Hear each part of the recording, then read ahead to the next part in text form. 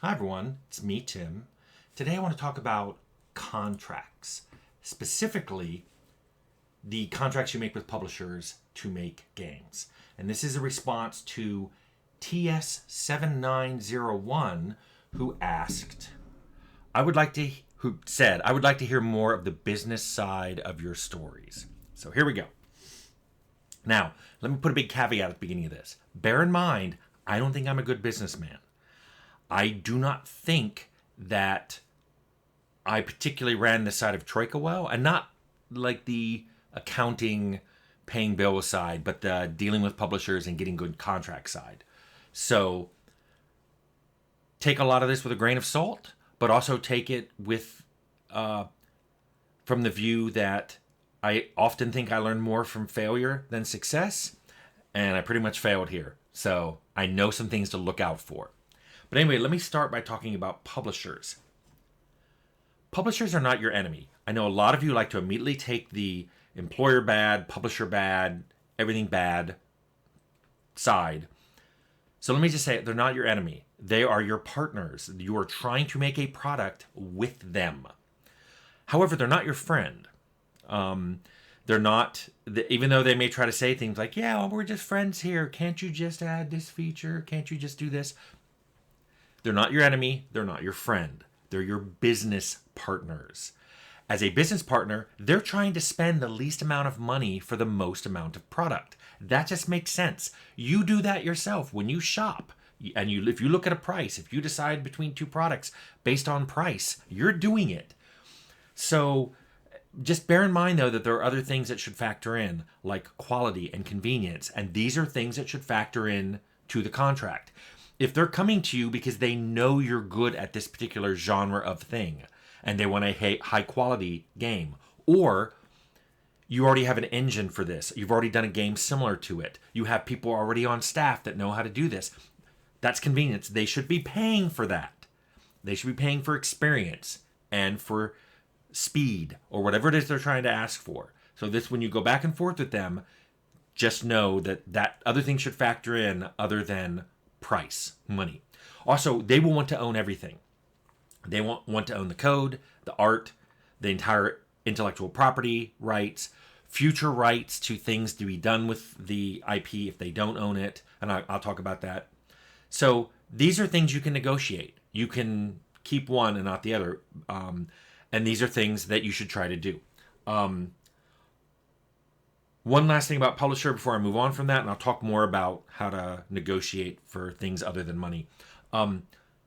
Keep in mind that they're going to handle things that you can't handle or don't want to handle. And those are things like localization into other languages, marketing, especially world marketing, because you'll have to have ads in different languages, and also different things can be in those ads, and their marketing department should know all this. However, what publishers bring to the table is less than they used to. Like, they used to handle printing the boxes and the discs and distributing them to physical stores, and that's just not done anymore. So they bring less to the table than they used to, and you should be aware of that. Finally, though, bear in mind, they're paying you. They're giving you money. So you will have to give up some things. Like, you're not autonomous. If you make this with your own dime, you can decide to do whatever you want. But you're going to have to give up some of that decision making if you want them to pay you. So this is how I kind of view pubs. Not an enemy, not a friend. They're a business partner. So when you negotiate with them, keep in mind that you want to negotiate for more than just money. You want to keep some of the things that are up for negotiation. Like I mentioned, like you may want to keep the code or the art, or you may own the intellectual property. Maybe you own the intellectual property, but they have the right to make the sequel, the first sequel. So they're getting, in paying you to make this game, yeah, you own the intellectual property, but the first sequel will be made by them if they want it. And I'll talk about that. In the past, we've managed to do that. I've mentioned that for Arcanum at Troika, for the very first game we made with Sierra, we owned the code. They owned the IP and all the artwork, which is why I can't use any of that. But we owned the code. And that turned out to be extraordinarily useful when we got approached by Atari to make a D&D game, because we already had an isometric engine and a ton of points hooking into it for doing RPG systems. So we just removed the Arcanum rules and added D&D, and boom, we had Temple. Yes, it wasn't that easy, but it was easier than starting from scratch. So just be aware that when you negotiate, try to keep some things and when you give up others. Now, I do want to talk about two things that you should be super, super, super cautious about, which I messed up on, so you need to watch this. First of all, be aware of the Keyman Clause. And I Googled it. It is called Keyman. It probably should be called Key Person.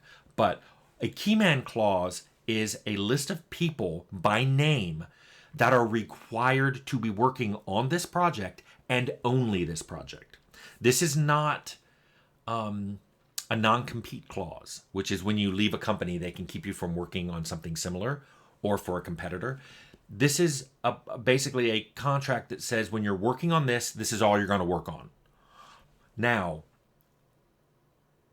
Keyman clauses are there for a reason. If you stop being on the project, the publisher can treat that as a breach. And a breach means the contract is over. They can walk away with anything that's already been done, and you may even have to pay a penalty. The reason I want you to avoid this at all costs is there's so much you can't control over Keyman clauses. If they want to Keyman one of your employees, you can't prevent the employee from quitting. You can try to throw more money at them. You can try to beg them to stay. But if someone wants to leave, you have no control over it. And you can't sue them for the economic distress they would cause by leaving. Well, you can sue them for anything, and you can try. But they didn't sign anything. You did. So be very careful signing away Keyman contracts that have Keyman clauses for anyone who's an employee. If it's a fellow owner or founder of the company, okay. I mean, I still think you want to avoid it. If they absolutely demand this, then use that as leverage for other things. Maybe you get to keep the code or the art or the intellectual property rights. But if they want this, you've got to get something in exchange. Similarly, there's another clause that I was unaware of, but now I'm very aware of, called the last right of refusal. Last right, not first right. Last right of refusal means the publisher is allowed to, let's say you own the IP, but they have last right of refusal on the sequel. What that means is if the game does really well and you want to make a sequel, they can match anyone's offer. They don't have to make the first offer, but they reserve the right to make the last offer. So after you collect all these offers from other publishers who may want to put out this game, they can offer something, and as long as it at least matches your best offer, they win automatically. It's part of the contract. It's called last right of refusal. Now, what you need to be aware of, which I did not, is some publishers won't deal with you. They just refuse to come to the table if it involves a last right of refusal, because they're like, why would we go all the way through this negotiation process just to have some third party step in and go, yeah, we'll give you the same thing, and they automatically lose, and they can up their offer and the other company go, okay, we match that too. They just don't want to bother. They view that as a waste of their time. So if one of the things you got in your contract, if maybe you won the intellectual property rights, but the publisher kept last right of refusal on the sequel, keep in mind it's going to be very hard to find another publisher. So the other thing you have to watch for is contracts usually contain the right for the publisher to terminate them at any time. And that seems kind of unbalanced, but since they're the ones paying, they may not have money and they can't continue paying you, so they're just allowed to terminate it. Termination is different than breach. Termination is them going, the contract's over, we're just going to walk away, we keep some stuff, you keep some stuff. Breach is you did something terrible, there's a penalty associated with it. So just so you know, the termination clauses, depending on what they are, combined with that last right of refusal, are really horrible things to have in the contract.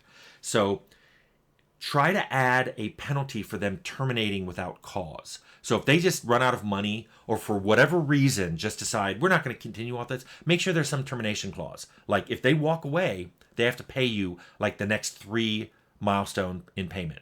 Or the IP rights revert to you. If they terminate the contract without a breach, you keep the rights. And you can put that out there, and if they don't want to do that, you're like, well, you're not gonna terminate without cause, so this will never happen, right? So you might be able to get the rights that way.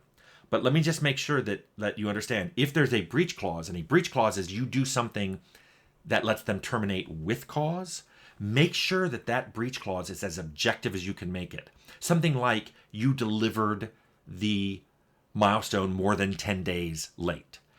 Do not make it subjective, like they just decided they didn't like it. Because they can always say that. They could make anything subjective into a breach clause. And then, oh, we didn't like it. Or, you know, you put something in that we think is people are going to find offensive. So we are marking you in breach and walking away. Now that's why Keyman is you want to avoid it, because it's a very objective thing. They can go, hey, this person isn't working at your company anymore. You've breached. Another reason you want to keep it objective is there are a lot of things that can happen that, again, like the Keyman Clause, that you have no control over. So if they breach because, you know, maybe a license got lost, or the price of a license went up that you have to pay for, like maybe you're using a cinematic movie player that you bought from a third party, the price goes up, and they're like, oh, well, we're breaching over that. That would be a terrible thing to happen. So you want to have those breach clauses be spelled out and try to keep them as objective as possible. I think that's all the things about contracts. I mean, there's a lot of other things. You should have a good lawyer, have a lawyer review it. Don't just listen to me. But I would say those are the big things I'd be concerned about when you're entering into a contract with a publisher. I mean, there's a lot of other things, what percentage you get in royalty and when those kick in and all the other rights you're going to be negotiating. But those are the big ones, I think, that what I've just said. So hopefully this will help you if you're going to be negotiating with a publisher on a contract.